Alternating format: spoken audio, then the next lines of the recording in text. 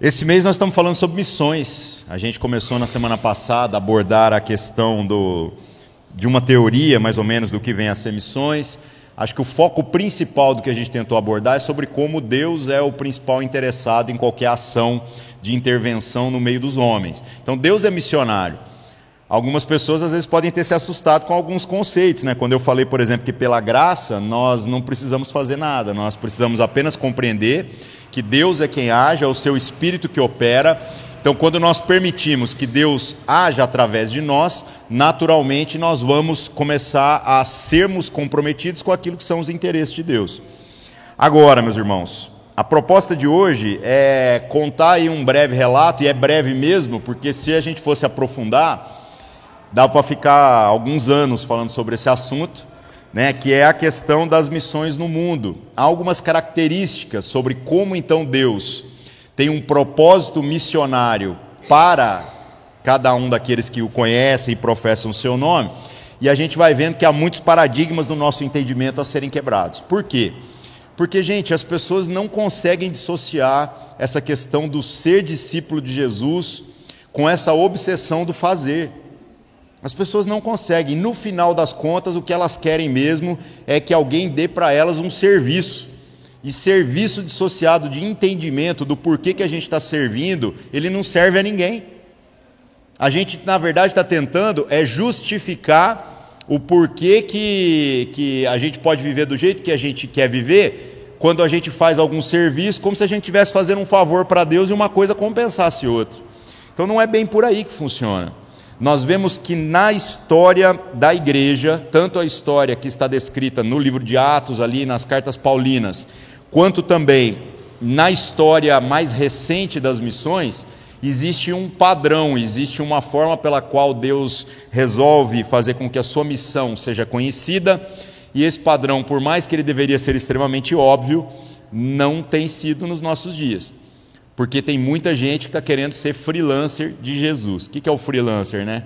Ele pega um serviço ali de acordo com alguma coisa que lhe interessa, que dá algum retorno, que tem algum benefício, ele vai lá, se afirma um missionário, tanto que hoje em dia um monte de gente quer se envolver com missões, sem necessariamente estar se comprometendo com o todo. E não tem como, porque esse nunca foi o plano de Deus.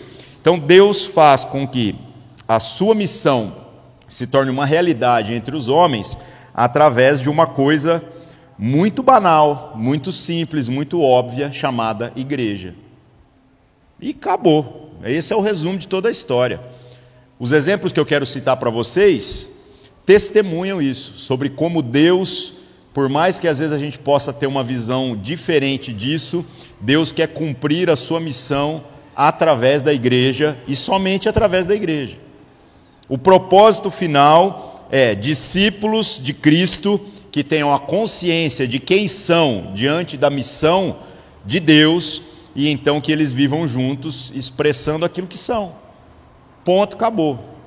Todo o restante é consequência desta consciência e não necessariamente um empreendimento, como as pessoas tanto gostam aí de pensar. O texto que a gente vai ler hoje está em Efésios capítulo 3, verso 8 a 12. Abra lá, por favor, meus irmãos. Efésios capítulo 3, verso 8 a 12.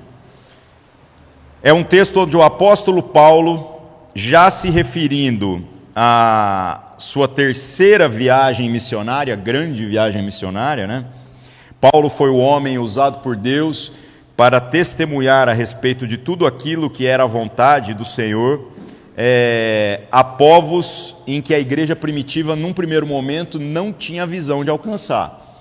No entanto, estas viagens de Paulo não estabelecem outro fundamento senão o mesmo que Jesus havia incumbido os seus discípulos de estabelecerem, que era organizar comunidades de fé, ou seja, famílias que se reúnem. Obviamente, viu, gente, cuidado com essa versão que nós temos nos nossos dias, a palavra organizar, porque a gente sempre pensa no aspecto de organização da igreja, do CNPJ, do prédio alugado e tudo mais.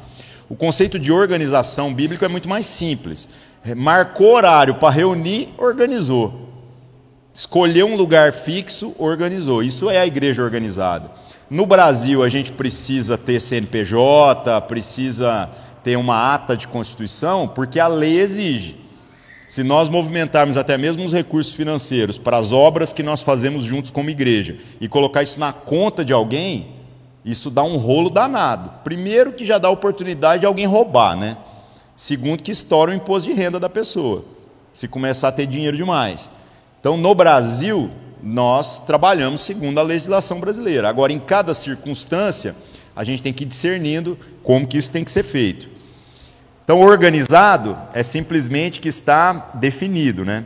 Diz assim Paulo em Efésios capítulo 3, verso 8 em diante: a mim, o menor de todos os santos, me foi dada esta graça de pregar aos gentios o evangelho das insondáveis riquezas de Cristo e manifestar qual seja a dispensação do mistério desde os séculos, oculto em Deus que criou todas as coisas.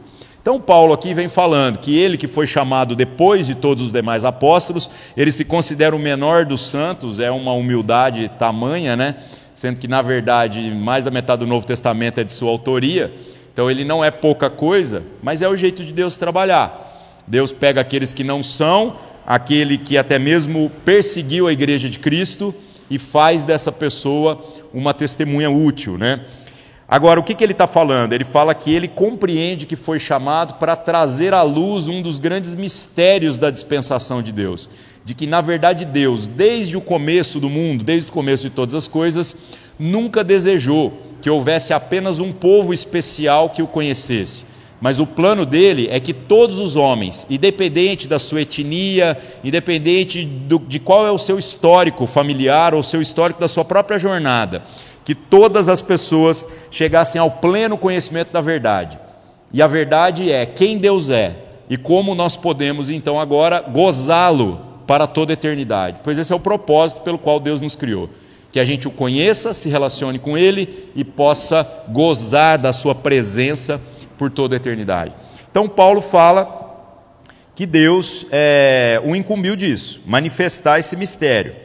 Agora, ele diz aqui no verso 10, para que pela igreja a multiforme sabedoria de Deus se torne conhecida agora dos principados e potestades nos lugares celestiais, segundo o eterno propósito que estabeleceu em Cristo Jesus, nosso Senhor, pelo qual temos ousadia e acesso com confiança mediante a fé nele.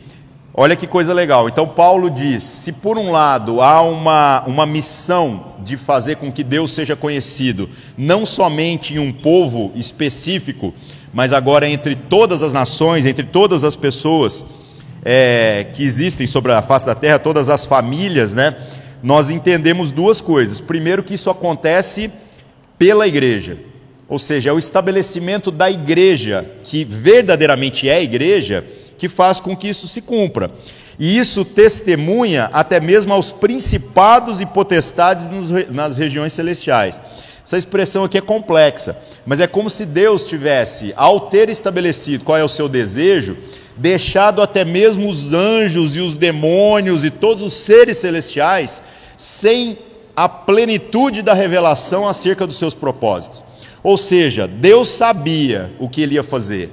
Deus sabia qual era a glória que ele havia reservado para essa manifestação da sua missão através da igreja, uma família que conhece agora o Pai e que reconhece os irmãos, e que trabalha para a revelação de todos aqueles que serão irmãos através do seu convívio no meio da sociedade, mas nem mesmo os seres celestiais tinham esse conhecimento. Então imagine o deslumbre, o grande deslumbre da ressurreição de Cristo, diante de todos os seres celestiais. Eles devem ter olhado para tudo aquilo que Deus havia planejado desde a eternidade, ver como agora a missão de Deus, que parecia uma guerra entre o bem e o mal, na verdade já estava tudo certo, pois Deus tinha um plano de fazer com que a gente fosse uma multidão inumerável de discípulos que trabalha de maneira coordenada como um só corpo, de modo a testemunhar tudo aquilo que Deus é e tudo aquilo que Deus faz.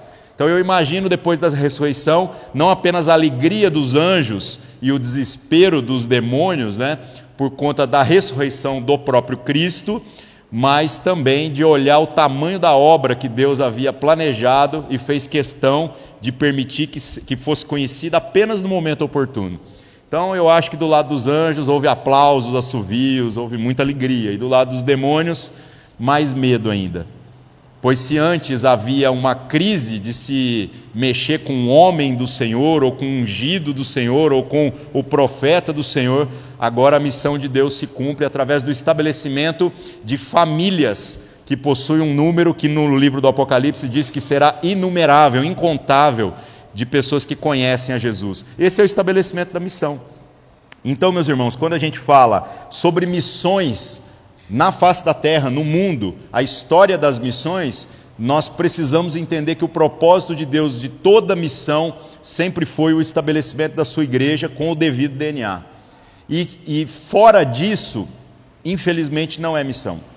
Não adianta a gente apenas fazer propaganda de Jesus.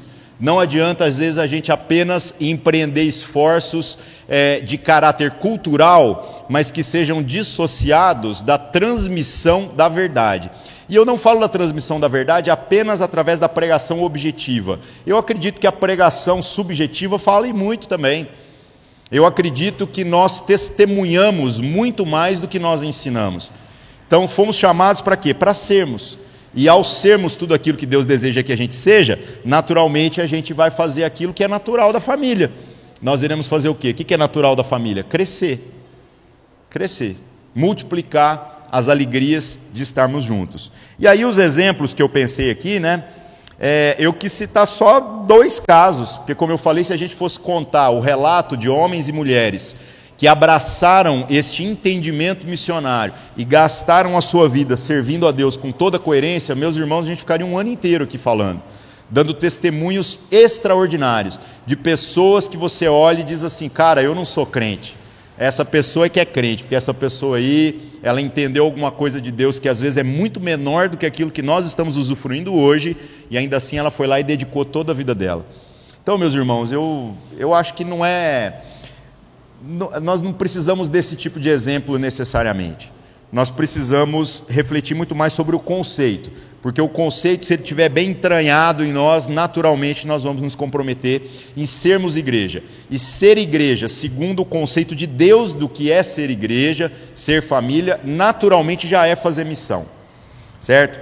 Eu pensei aqui então em 2 exemplos. Eu queria primeiro falar sobre o testemunho do próprio apóstolo Paulo. O apóstolo Paulo é um homem que se envolve com 3 viagens missionárias. Ou seja, o cara que é autor aí de mais da metade do Novo Testamento, ele praticamente faz só 3 viagens. É muito menos do que a maior parte de nós já fez na vida, e até mesmo para tentar falar de Jesus num lugar ou outro.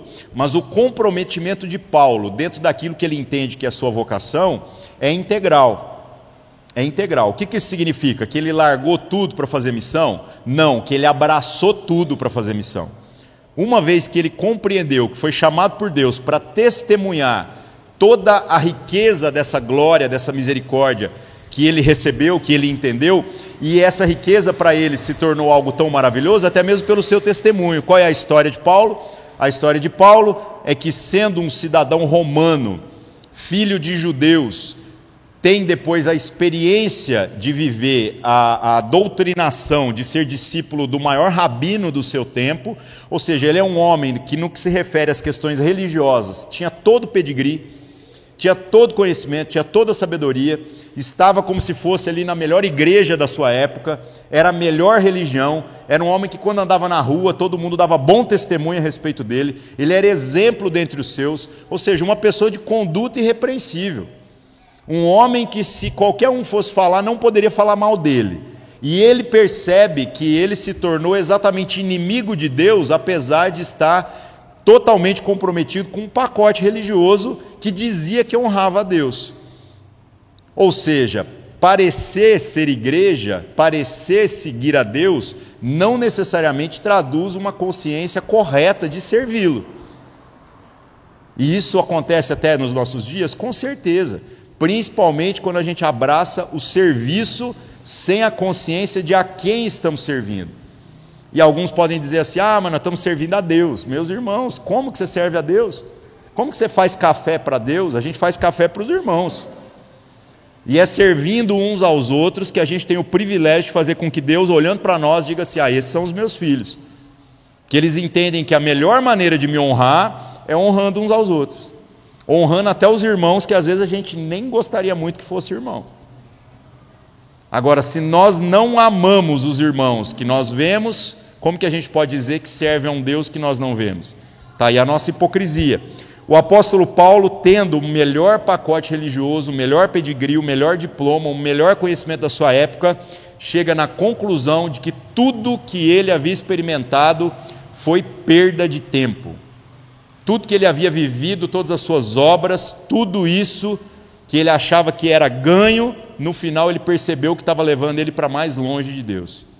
Aí ele teve uma experiência com Jesus, conheceu este evangelho e conheceu também pessoas que viviam este evangelho com a sua própria vida, teve a oportunidade de andar com outros que já eram mais velhos na fé, como Barnabé e alguns dos outros discípulos, que o discipularam em conhecimento? Com certeza não, porque eu fico imaginando esses caras falando de Jesus para ele e na cabeça dele fazendo as contas, porque o especialista do Antigo Testamento era Paulo, não era o Barnabé, não eram os caras que estavam discipulando. Mas esses homens, trazendo as virtudes do ser igreja, do estar comprometido com tudo aquilo que nós fomos chamados para viver, fez com que Paulo conseguisse alcançar toda a maturidade que Deus desejava para ele. E então ele assume essa vocação de ser a testemunha que complementa o trabalho da igreja. Ele não rompe, ele expande, ele faz com que a igreja que estava pensando pequeno ali comece a pensar um pouquinho maior. Ele traz essa revelação dessa dispensação de Deus, de que na verdade Deus queria alcançar a todas as famílias da terra. Já falou isso lá em Abraão, mas parece que a gente tem umas partes que a gente pula, no nosso entendimento quando a gente vai ler. O que aconteceu então?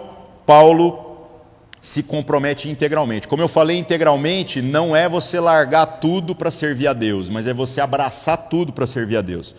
Qual que é a diferença? Hoje nós temos um sofisma no nosso meio de que um missionário que está integralmente comprometido com as coisas de Deus é um cara que às vezes parou de trabalhar para ficar por conta do ministério, como se o ministério não fosse trabalho, Já é uma coisa que até ofende quando a gente ouve isso. Parece que a gente acorda 10 horas da manhã, não estamos fazendo nada.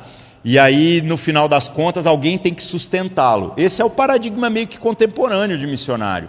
E Paulo, ele não apenas compreende, experimenta e até mesmo testemunha isso das suas cartas, de que é justo, de que aqueles que pregam o evangelho até vivam do evangelho, vivam das contribuições da igreja.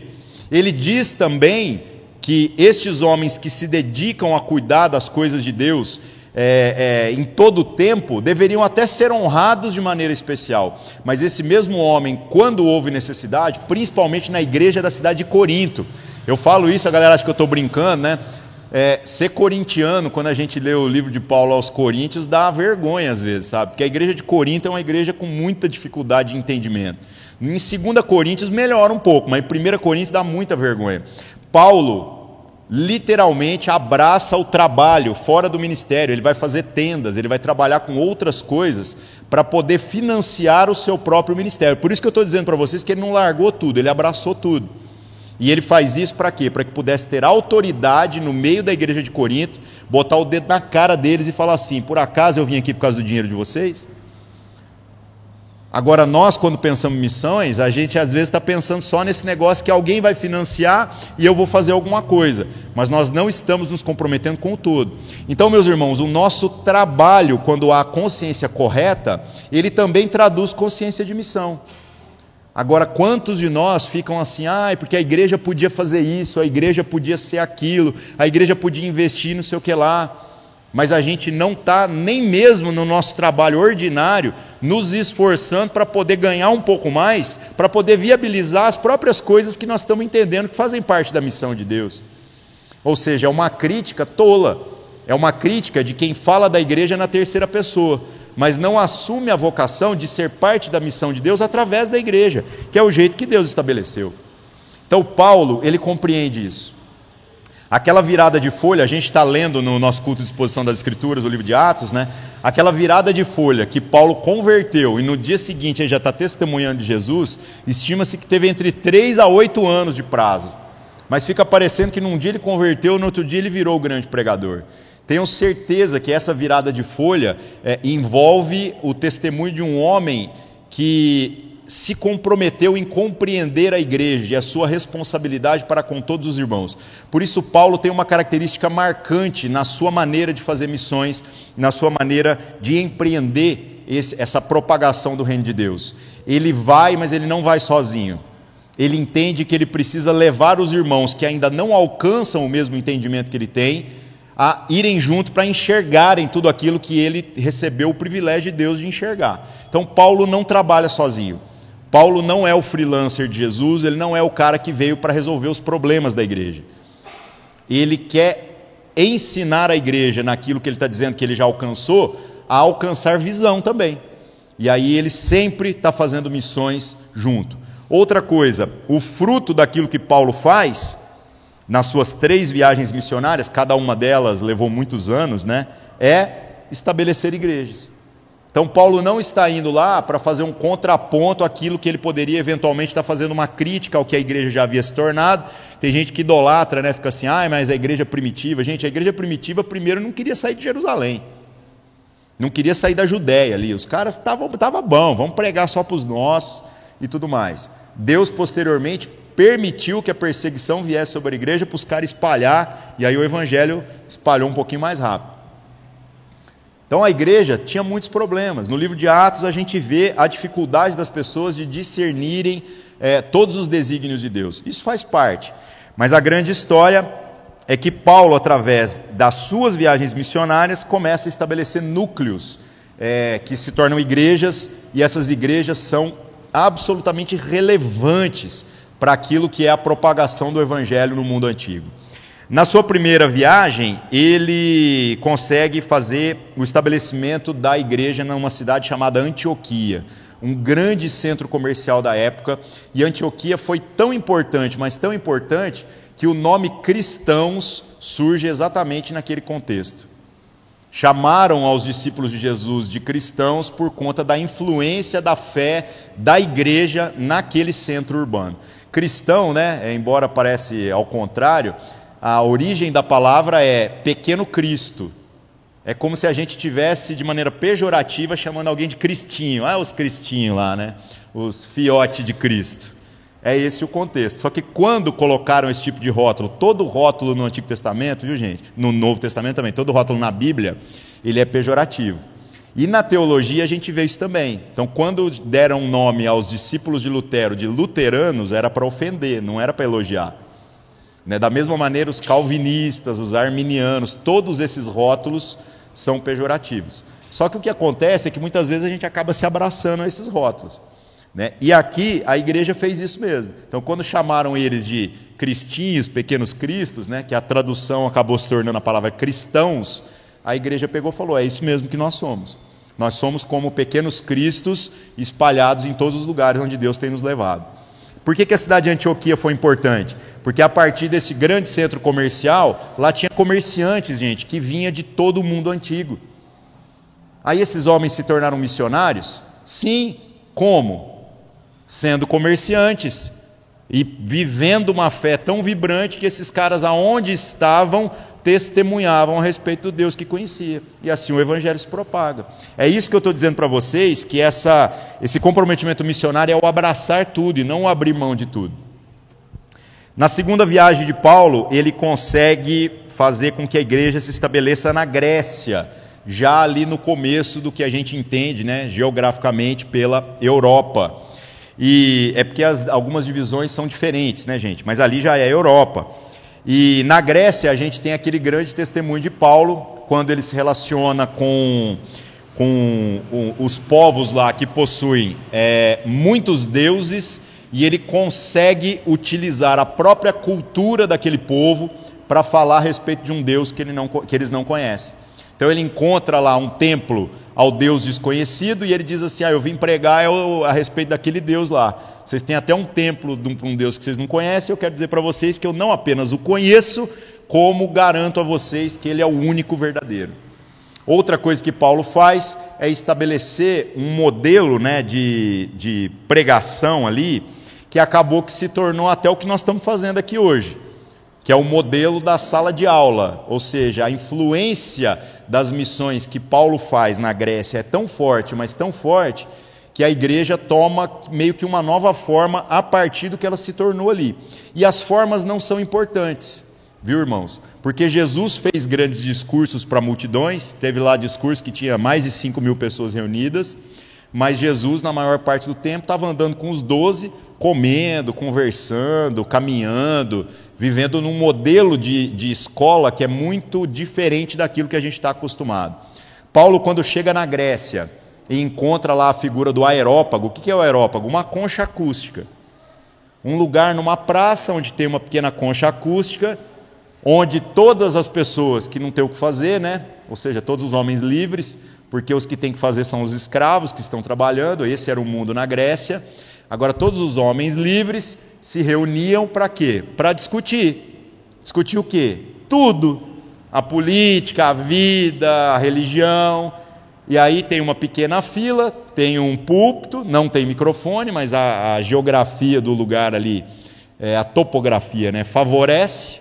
Na hora que o cara levanta a mão, quando chega a vez dele, todos fazem silêncio absoluto. E aí ele vai lá, tem um tempo para poder se explanar, depois que ele termina a sua explanação, começam as discussões, e como não tinha televisão nem internet, eu imagino que isso era divertido pra caramba, né? Todo mundo ia para lá, porque era o que tinha. Agora imagina Paulo, dentro do seu comprometimento com o ser, e discernindo o momento cultural em cada lugar que ele estava, ele vê esse ambiente e pensa, vou falar também. E aí ele vai lá, pega a fila, espera a vez dele, na vez dele ele fala, ninguém se pronuncia, todo mundo respeita a ordem daquilo que está estabelecido. No final, inflamou aquela multidão, a ponto de alguns o procurarem querendo saber mais sobre aquele negócio, e outros pedirem para ele voltar no dia seguinte para explicar um pouco melhor aquelas ideias do que ele trouxe. Então Paulo é um homem que teve sensibilidade e foi abraçando todas as oportunidades, todas as circunstâncias, todas as coisas que Deus foi colocando no caminho dele. Agora, o que virou disso tudo? Paulo se tornou famoso? Não. Através desse tipo de contato, ele faz com que a igreja seja estabelecida. É por isso que a gente tem aqui o texto que a gente acabou de ler, a carta do apóstolo Paulo aos Efésios, que é as igrejas que se reúnem na cidade de Éfeso. Tudo isso começou com um homem que viu uma oportunidade de ir lá e testemunhar a respeito da sua fé. E a partir disso, ele junta um povo, ele ensina esse povo a importância não do fazer, mas do ser igreja. E então se estabelece uma igreja na cidade de Éfeso. E na terceira viagem de Paulo, ele faz uma viagem à Ásia Menor. Desculpa, eu só confundi aqui, viu, gente? Essa que eu falei era da Grécia. Éfeso é agora na terceira viagem, porque Éfeso, na verdade, não é na Grécia. Éfeso é na Turquia, atual Turquia. Oi? Da Grécia? Cara, não sei o nome. Antioquia, se eu não me engano, já era em território que hoje seria. É porque as divisões geográficas mudaram demais. Preciso olhar isso direitinho. Agora, o nome das cidades na Grécia... Mas, se eu não me engano, foi em Atenas mesmo. Só que não há testemunho de nenhuma... É porque não tem carta paulina para a igreja de Atenas, né? Entendeu? Porque também o que era a Grécia ali, né? Era o grande lugar dos pensadores, mas Antioquia, olhando pelo aspecto comercial, é muito mais forte, né? Éfeso também. Tanto que a fé na Turquia, nos primeiros séculos, era muito superior à da Europa. Roma só se levantou depois que o imperador se converteu. Antes disso, meus irmãos, a fé na Turquia ali era o bicho pegando. Agora os muçulmanos tomaram conta de tudo lá, né? Pegaram as igrejas e transformaram em mesquitas. Na terceira viagem, então, Paulo vai para a Ásia Menor, que eu falei, Éfeso, Turquia, e estabelece uma série de coisas. Isso que a gente está falando a respeito da igreja e da carta de Paulo aos Efésios, para vocês terem uma ideia, o tanto que isso é importante, nós até chamamos o livro de Paulo, né, aos Efésios, de o Evangelho da Igreja, pois não há nenhum livro que fala com tanta profundidade a respeito do ser igreja do que essa carta de Paulo aos Efésios. Então, meus irmãos, Paulo é um homem usado por Deus para quê? Para testemunhar a respeito de Jesus e fazer com que essas testemunhas sejam estimuladas, incentivadas, orientadas a ser igreja. E nada além disso. Nada além disso. Se a gente for igreja, nós já nos tornamos parte dessa missão de Deus. O outro testemunho que eu gostaria de compartilhar com vocês já é um testemunho bem mais recente, bem mais atual, que é de um homem inglês chamado Hudson Taylor. Ele foi apelidado de o pai das missões modernas, né? E ele tem no seu currículo algumas coisas assim geniais e outras coisas que a gente vai vendo a providência de Deus em trabalhar na vida dele, para que ele acertasse até mesmo sem ter muita consciência do que estava fazendo. Então o Hudson Taylor, gente, já tem uma história assim genial, porque 2 gerações antes do Hudson Taylor, surge um homem lá na Inglaterra chamado John Wesley, e o Wesley também é um homem de testemunhos e tudo mais, é um homem de muita ação. Tá certo que o mundo era outro, né, gente? Uma vez eu vi um cara falando assim, não, mas o Wesley orava 4 horas por dia. Se alguém disser para mim hoje que ora 4 horas por dia, né, ele deve ser desempregado, né, provavelmente. Porque é difícil a gente ter 4 horas por dia. Por isso que a gente diz que a oração ela é muito mais intensidade do que propriamente a quantidade. Mas para o mundo da época, onde o cara andava a cavalo, lia a luz de velas, orar 4 horas era de boa. Ele tinha 4 horas durante o dia, né? Bom, então John Wesley, através da sua pregação, faz com que os avós do Hudson Taylor venham a conhecer o Evangelho numa situação muito interessante, assim, pessoas que resistiram à sua pregação até o final, mas não teve jeito, Deus deu seus pulos. Aí esses avós geraram então, na primeira geração ali, os seus filhos, crentes comprometidos.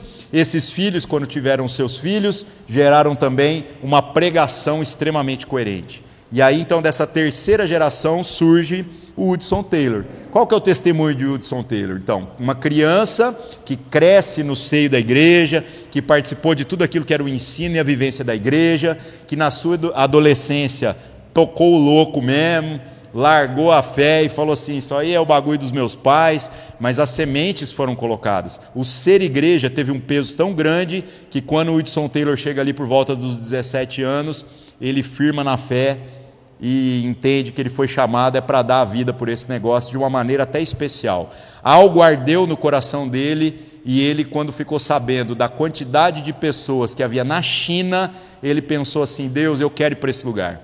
E Deus confirmou isso no coração dele, disse assim, seja então minha testemunha na China. Qual que é o testemunho dele na China, né? É algo que primeiro foi gerado na igreja, porque a igreja falava tanto de alcançar aqueles que não conhecem a Deus, ele pensou, o lugar que eu sei que mais tem gente que não conhece a Deus é na China. Né? Na época tinha 1 bilhão de pessoas lá, né? Hoje tem 3. Então pensa, preciso ir para lá, vou pregar o evangelho. Aí o que ele fez? Primeira coisa, estudou medicina. Falou, vou conseguir uma formação para que eu seja útil, para que eu possa servir aquele povo. E às vezes, quando a gente tem o nosso conceito contemporâneo de missão, a gente fica pensando assim, não, eu vou largar tudo porque eu quero pregar. Meus irmãos, a gente prega não apenas com aquilo que a gente fala, mas com tudo aquilo que Deus nos coloca para nos comprometermos com a devida consciência que serve à humanidade. Então ele foi estudar medicina. Com 21 anos esse cara já está pronto, terminado ali, já está formado, as escolas eram diferentes, né, gente? A medicina também era bem precária, porque isso nós estamos falando no século XVIII, tá? Século XVIII não, século XIX, 1800 e alguma coisa. Século XIX. E aí o que acontece no final das contas? Ele com 21 anos vai para a China. Chegando na China, perseguição, chega na China, resistência. Você está falando com um povo que possui outros valores e ele possuiu a sensibilidade para entender como fazer missões lá. Qual a conclusão que ele chegou? Ele falou assim, não tem jeito de eu vir aqui tentar ensinar chinês a conhecer Deus e a ser igreja. Eu preciso virar chinês primeiro. E aí ele começou a rapar o cabelo dele, deixar crescer aqui atrás e fazer tranças igual aos chineses, começou a vestir igual aos chineses, começou a falar igual aos chineses e começou a comer igual aos chineses. Os missionários que estavam lá, os ingleses, os outros ingleses, né, ficaram escandalizados. Falaram, rapaz, esse cara é louco. mas o entendimento dele é muito claro. Ele diz assim, não, eu preciso abraçar, eu preciso me comprometer. Então, onde Deus me colocar, eu preciso discernir as oportunidades e ser. Não é o que eu faço, é o que eu sou. E quando ele se tornou como um deles, pensa, gente, num inglês, né, que abraça o pacote cultural. Lembrem-se de uma coisa que, acho que poucos de nós estudaram isso, porque a escola mudou muito, né? A China estava sob dominação inglesa. Então, se tem uma coisa que o chinês odiava, era o inglês. Agora, imagina um inglês que chega lá e se faz como um chinês, a ponto de ser perseguido, né, até mesmo por outros ingleses por conta do seu pacote cultural. Então, esse homem é um homem que entendeu. E o que deu errado no processo todo do Hudson Taylor? Ele, por 2 ocasiões, teve que voltar para a Inglaterra por problemas de saúde, e cada vez que ele voltava, ele ficava frustrado. Ele pensava assim, não, agora eu estou perdido, porque eu fui lá, levantei 7 missionários, e agora eu voltei e fiquei sabendo que só ficou 2 lá. E aí ele fica uns anos lá, trabalhando com a igreja e tudo mais, e aí na próxima ele fala assim, não, agora eu estou levando 20 missionários. E aí depois ele tem problemas de saúde de novo, tem que voltar, ele fica assim, dos 20 só ficou 6. E essa é a frustração dele. Só que, gente, olha como é que Deus tinha planos maravilhosos, né? O que acontecia cada vez que ele voltava? O seu comprometimento com a igreja e o quanto esse homem, amando o povo chinês, conseguia inflamar o coração da igreja a respeito do como lá era um campo fértil, um lugar que precisava de mais pessoas. A cada avanço do Hudson Taylor, porque ele era teimoso, ele voltava. Ele ia de novo, a cada avanço ele levava um número maior de pessoas, até que eles conseguiram fazer com que a igreja se estabelecesse lá de uma maneira consistente. O testemunho do final da vida do Hudson Taylor é que ele conseguiu em 50 anos fazendo esse processo aí, estabelecer 1.153 missionários. Tudo isso a partir de quê? De um homem que tem apoio, tem o apoio de Deus. Deus dizendo assim, se eu falei para você ir, você vai. E o resto ele teve que trabalhar, ele teve que semear visão no coração dos seus irmãos, mas foi assim que a igreja se estabeleceu. Qual é o contexto da igreja hoje na China? A igreja oficial, meus irmãos, ela não é lá essas coisas, né? Mas a igreja perseguida, ela é uma das coisas mais frutíferas que nós temos na face da terra. Por quê? Porque essa igreja perseguida, ela vive a verdade do ser igreja de uma maneira assim tão intensa, que mesmo o governo lá não consegue apagá-la. Então eles se reúnem em locais secretos, entre aspas, tem que se reunir em porões ou na casa de um e outro, não podem cantar louvores a plenos pulmões. Imagina todo mundo ter que cantar sem sons, ninguém pode gritar um aleluia, glória a Deus, mas a pregação e a vivência do evangelho é tão forte, mas tão forte, que a igreja cresce lá a largos passos. Então, meus irmãos, a gente vai vendo que Deus tem o seu jeito de trabalhar, e esse jeito de trabalhar envolve muito mais o estabelecimento de igrejas que sejam comprometidos com o ser igreja do que qualquer outra coisa. Não adianta a gente só achar que missão é fazer propaganda de Jesus, ou ficar argumentando em favor de Jesus, ou ficar anunciando para as pessoas sobre Jesus e depois tirando o time de campo e vazando fora. Isso também faz parte. Mas quem mais faz missão sobre a face da terra, quem recebeu a responsabilidade de ser a tradução da missão de Deus na face da terra, é a igreja. E nós precisamos entender que a nossa parcela de responsabilidade nisso está então em nos comprometermos com tudo que este ser igreja representa.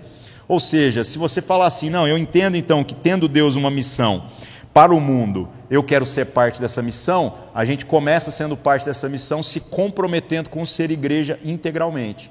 Porque uma coisa nós sabemos pela experiência, ninguém que quer ser missionário vai conseguir ser um missionário coerente fora, se não for primeiramente um missionário coerente dentro. É bobagem você dizer que você vai gastar todos os seus esforços, os seus recursos, o seu tempo para Deus, quando determinada circunstância acontecer, se você não faz agora, quando as circunstâncias estão favoráveis. Então, meus irmãos, que a gente possa, refletindo à luz de como Deus desenvolve a sua missão através da igreja, se comprometer com ela. E como a gente, às vezes, perde a visão das coisas. Como a gente deixa de perceber que a igreja poderia ser essa resposta para muitos dos anseios da nossa geração, e a gente fica olhando apenas o lado negativo da experiência comunitária. Como, por exemplo, a questão financeira, que a gente até tenta não falar tanto, né? Mas é sempre um grande desafio. Meus irmãos, é ruim quando falta dinheiro, não pela falta de dinheiro, porque no final das contas, a gente dá uns pulos aí, sabe? Quem já ofertou, oferta mais um pouco e as contas até inteira. A parte ruim do negócio é que a gente não tem experimentado do privilégio de ter dinheiro sem saber o que fazer. Porque se a gente tivesse dinheiro sobrando, alguma coisa, isso traz consigo uma responsabilidade. Que aí nós vamos fazer o quê? Vamos botar um granito no piso aqui? Ou vamos empreender alguma coisa que tem a ver com a manifestação da missão de Deus através da igreja? Vamos ajudar mais alguém? Agora, sem ter o recurso, a gente está justificado de não fazer nada, porque não tem, né? Mas nós não trabalhamos, então, para nos colocarmos nessa sinuca de bico. Vocês já pensaram se nós, como igreja, tivéssemos um saldo de R$1.000 mensais? R$1.000 para a gente desenvolver um projeto melhor com as pessoas que vêm tomar café com a gente aqui de manhã. Já seria uma coisa genial. Né? O Guilherme falando do pessoal da praça aqui e tudo mais, com R$1.000 dá para fazer alguma coisa, Guilherme? Dá, né? E com 10 mil? Com 10 mil a responsabilidade aumentaria. A gente teria que fazer coisas tão grandiosas que aí a gente teria que se constranger mutuamente a todo mundo servir como mão de obra. Que a gente faria coisas tão grandes que 2 ou 3 pessoas não iam dar conta de resolver. E se tivesse 20 mil, irmãos? Então, a gente não percebe que o nosso comprometimento com o ser igreja faz com que a missão de Deus através da igreja se desenrole de uma maneira mais coerente. Agora, se nós não estamos comprometidos, aí a igreja não se torna tudo aquilo que ela deveria ser e, obviamente, a missão de Deus não acontece. E você fica naquele pensamento, como eu disse, falacioso, de que, se Deus me chamasse para eu ser missionário, meus irmãos, chamou. Só que cada um, segundo a sua medida de fé, assumindo a responsabilidade por aquilo que foi colocado nas suas mãos. Então que a gente possa, meus irmãos, entender que as missões no mundo permanecem vivas. Mas para a gente poder fazer algo longe, nós precisamos começar fazendo no próprio lugar onde nós estamos inseridos. Naturalmente nós vamos chegar nesses lugares mais longe. Nós vamos plantar novas igrejas, nós vamos enviar missionários até transculturais para outros lugares, nós vamos ajudar outras igrejas que estão precisando. Tudo isso é privilégio nosso. Mas se a gente não se comprometer com essa missão de Deus através da igreja na localidade, sinto muito, meus irmãos, nós não estamos comprometidos com a missão de Deus, então. Amém? Vamos orar, vamos nos colocar diante do Senhor e clamar para que Ele possa dar a nós esse amor que houve no coração de Paulo, para se colocar em condições tão adversas, para se permitir até mesmo sofrer perseguição daqueles que eram da sua própria religião, e também de Hudson Taylor, um homem que gastou toda a sua vida, empreendeu todos os seus recursos, teve que trabalhar muito duro para viabilizar, sacrificou até a sua própria saúde, colocou a sua família no meio desse processo, e no final tem um testemunho tão maravilhoso, mas eu tenho certeza que esse testemunho, ele é bonito no resultado final, mas se a gente olhar na jornada, no meio do processo é só trabalho duro mesmo, trabalho que muitas vezes nós não estamos querendo nos comprometer, e essa é a oportunidade da gente, orando a Deus, clamar para que Ele nos dê o coração correto, para que a gente faça o que a gente tem que fazer. Amém? Vamos orar. Senhor nosso Deus, em nome de Jesus, nos colocamos mais uma vez na Sua presença e clamamos para que sejamos parte da missão do Senhor como igreja nos nossos dias. Que nós possamos deixar de lado as críticas, aquilo que a sua igreja não é e a sua igreja não faz, porque na verdade se isso tudo acontece é pela nossa falta de engajamento, de compromisso com aquilo que o Senhor já incumbiu a sua igreja de ser, Pai.